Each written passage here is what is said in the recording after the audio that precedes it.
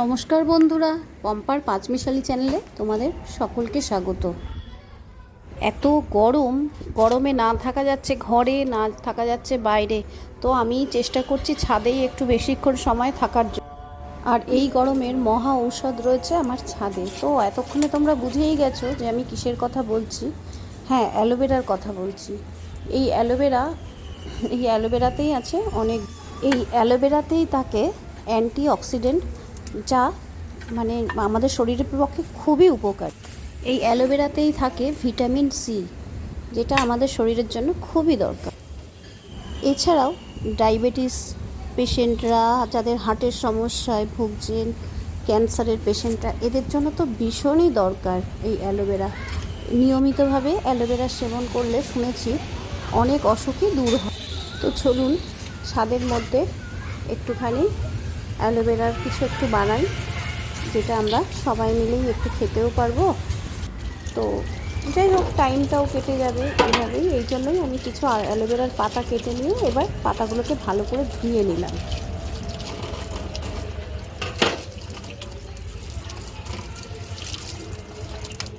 অ্যালোভেরার পাতাগুলো এবার কি করব, ভেতর থেকে জেলগুলো বের করে নেবো। তবে হ্যাঁ, খুব সাবধান, অ্যালোভেরার পাতা কিন্তু এভাবে পিস করে কখনোই আপনারা খাবেন না। এটাকে এভাবে জলে, দেখুন আমি জলে চুবিয়ে দিচ্ছি, এইভাবে জলে চুবিয়ে দেবেন, দিলে পরে দেখবেন একটা ঘন সবুজ সবুজ মতন জল বেরিয়ে যাচ্ছে। এটা কিন্তু আমাদের শরীরের পক্ষে ভীষণ ভীষণ ক্ষতিকারক। ওইটা না বের করে কখনও আপনারা ডাইরেক্ট অ্যালোভেরা খাবেন না। এবার এরমভাবে জলের মধ্যে 20-25 মিনিট ভেজানোর পরে এইভাবে সাইডগুলো কেটে কেটে আপনারা অ্যালোভেরার জেলটা বের করে নেবেন। অ্যালোভেরার জেলটা একটু পিচ্ছিল পিচ্ছিল টাইপের হয়, তো আপনারা যখন ছুরি দিয়ে কাটবেন একটু সাবধানেই কাটবেন, হ্যাঁ, না হলে হাত ফাত কেটে যাওয়ার একটা ভয় থাকবে। তো আমিও এরকম সাবধান করেই কাটছি, দেখুন আস্তে আস্তে। যাদের অ্যালোভেরাটা মুখে লাগলে ভালো না লাগে, তারা এরকম জেলটাকে মিক্সিতে পেস্টও করে নিতে পারেন।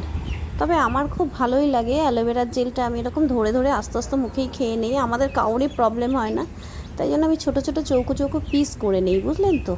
এরকম পিসটাও খেতে বেশ একটু একটু মুখে পুরলে ভালো লাগে। আর অ্যালোভেরার জেলের ভেতরের জেলটা একটু তিতো লাগে না, বেশ ভালোই লাগে, খারাপ লাগে না। আমি তো ভালোভাবেই খেয়ে নিই, আস্তে আস্তেই খেয়ে নিই, মানে বড় বড় পিস করে খেয়ে নিই, ভালো লাগে।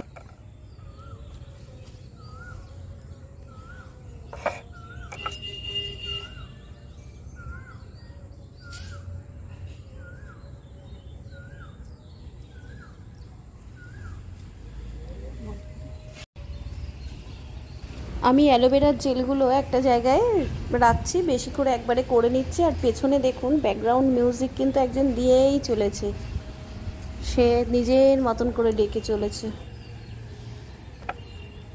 এক একজন এক এক ফ্লেভার পছন্দ করে, এক এক রকম, মানে মানে স্বাদ বাড়ানোর জন্য। কিছুটা ঘরে ছিল তরমুজগুলোকে একটু পিস করে নেবো, করে নিয়ে একটুখানি জুস পরে বের করে নেবো। যাই হোক, একটুখানি তরমুজগুলোকে এবার পিস করে নিচ্ছি। তরমুজ কাটতে কাটতে একটা কথা বলি, এখন আর অ্যালোভেরা মানে অ্যালোভেরার গাছ কারোর চিনতেও বাকি নেই। আর অনেক লোকের বাড়িতে অ্যালোভেরা গাছ আছে। তবুও বলবো, যদি কারোর লাগে বলতে পারেন, নিতে পারেন। আমার কাছে প্রচুর অ্যালোভেরার চারা হয়ে রয়েছে, যদি কারোর লাগে কখনো নিতে পারেন। তরমুজগুলোকে একটু একটু রস করে নিই।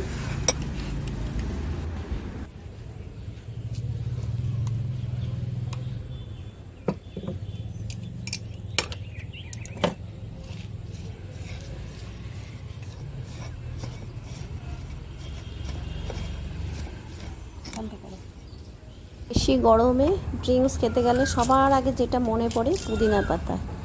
তো একটু পুদিনা পাতাও আমি একটু দিয়ে দেবো, আমার পুদিনা পাতার ফ্লেভারটাও ভীষণ ভালো লাগে। তো সেই জন্য একটু পুদিনা পাতা মিক্সড করব।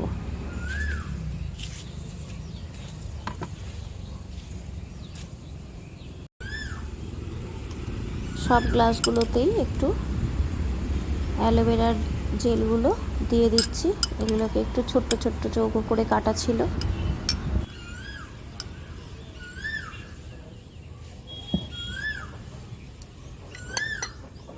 এবার একটু হলুদ রঙটা আনার জন্য একটু ট্যাং মিশিয়ে নিলাম।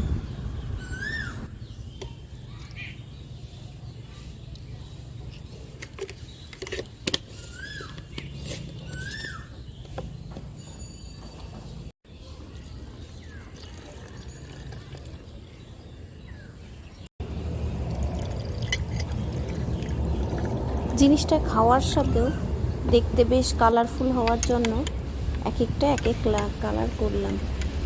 হলুদটা করলাম ট্যাং দিয়ে, লালটা করলাম তরমুজের রস দিয়ে, কিন্তু সাদাটা প্লেনই রাখলাম, যেহেতু আমি একটু প্লেনই পছন্দ করি খেতে, তাই আমারটা একটু প্লেনই রাখলাম।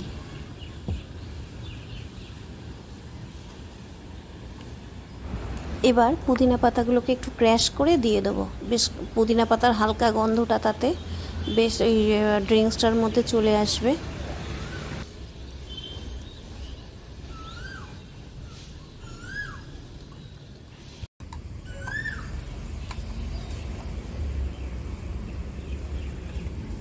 অল্প একটু নুনও মিশিয়ে নিলাম।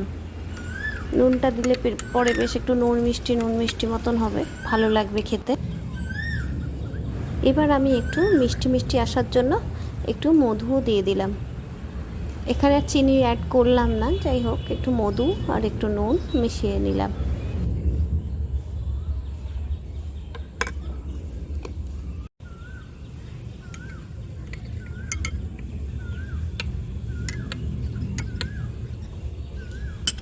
এবার বরফটা মিশিয়ে নিতে পারলেই ব্যাস একদম রেডি হয়ে গেল।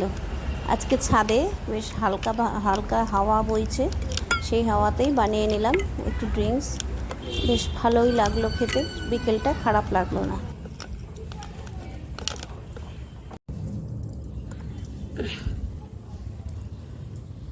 এখন ক্যামেরাম্যান খেয়ে বলো কেমন হয়েছে।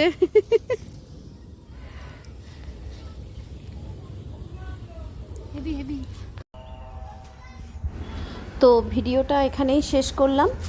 আমি যেভাবে ভালো থাকছি আপনারাও সেভাবে ভালো থাকার জন্যই ভিডিওটা পোস্ট করলাম। দেখা হচ্ছে পরবর্তী কোনো ভিডিওতে।